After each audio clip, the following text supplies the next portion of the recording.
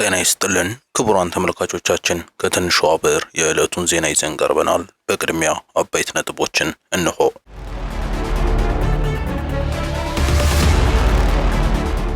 ኢሳያስ ህወሓትን ጉድ አደረጉም። አሜሪካ ኤርትራን ስታስጠነቅቅ ኢሳያስ ህወሓትን ከድተዋል። የአሜሪካ ህግ መወሰኛ ምክር ቤት የኢትዮጵያና የኤርትራን ሁኔታ በተመለከተም ከባድ ማስጠንቀቂያ ለኤርትራ አስተላልፏል። ይህን ተከትሎ የአስመራ ሰዎች በሰጡት መግለጫ ህወሓቶችን አስደንግጧል። ዝርዝሩን አስደምጣችኋለን። የኤርትራ ሰላዮች ትግራይ ገብተዋል። ዛሬም የትግራይ ተቃዋሚ ፖለቲከኞች ቁጣቸውን እያሰሙ ነው።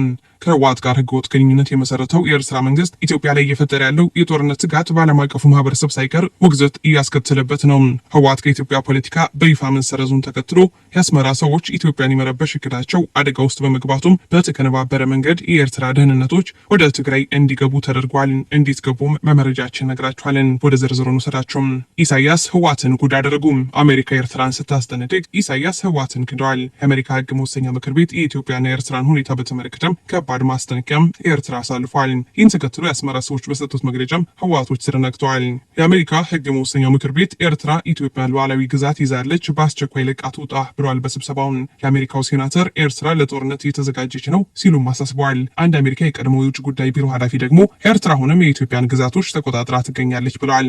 ኤርትራ በበኩሏ ሁለቱንም አጣጥራም መግለጫ አውጥታለች። ይህን ተከትሎ አንድ የፖለቲካ ተንታኝ አዲሱ የህወሓትና የኤርትራ ጽምር የተሰኘው ጥምረት ውሃ በላው ይላሉን። በአሜሪካ የሚገኘው የኤርትራ ኤምባሲም በወጣው መግለጫም ከሰሜን ኢትዮጵያ ወታደሮቹ እንዳወጣናም የወረረው መሬት እንደሌለ ገልጿል።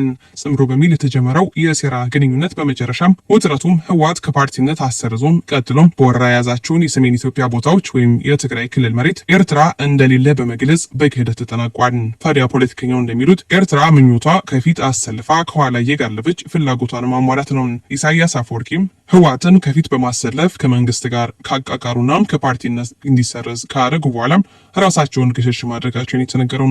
በሌላ በኩል የኤርትራ ሰላዮች ትግራይ ገብተዋል ተባለም። የትግራይ ተቃዋሚ ፖለቲከኞች ቁጣቸውን አሰምተዋል። ከህወሓት ጋር ህገወጥ ግንኙነት የመሰረተው የኤርትራ መንግስት ኢትዮጵያ ላይ እየፈጠረ ያለ የጦርነት ስጋት በዓለም አቀፍ ማህበረሰብ ሳይቀር ውግዘት እያስከተለበት ነው።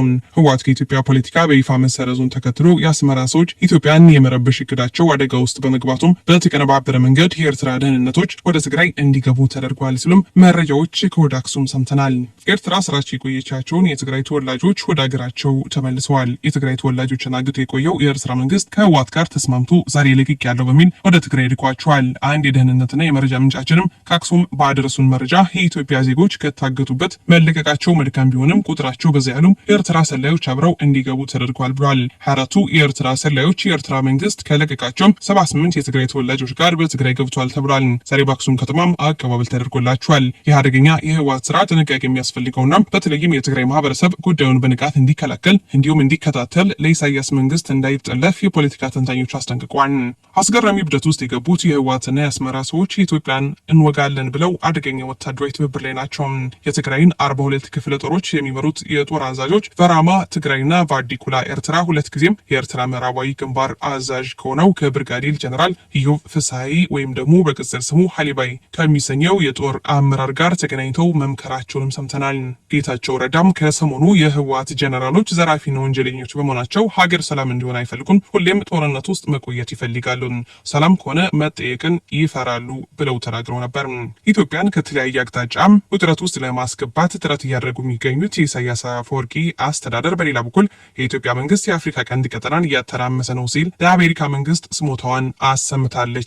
ኤርትራ ስሞታዋን ያሰማችው ግንቦት 13 የተሰበሰበው የአሜሪካ ሴኔት የውጭ ግንኙነት ኮሚቴ በምስራቅ አፍሪካ በኢትዮጵያና ኤርትራ መካከል እየተጋጋለ ስለመጣው ግንኙነት እንዲሁም በኤርትራ በኩል አሳሳቢ ወታደራዊ እንቅስቃሴ ስለመኖሩ መጠቀሙን በመቃወም ነው። በአሜሪካ የኤርትራ ኤምባሲ በኩል በወጣ በዚህ ይፋዊ መግለጫ ኤርትራ የጦርነት ዝግጅት እያደረገች አይደለችም፣ በኢትዮጵያ ላይም ፈጽሞ ቀስቃሽ ወታደራዊ እርምጃም ሆነ ትንኮሳ አልፈጸመችም፣ ፈጽማም አታውቅም ብላለች።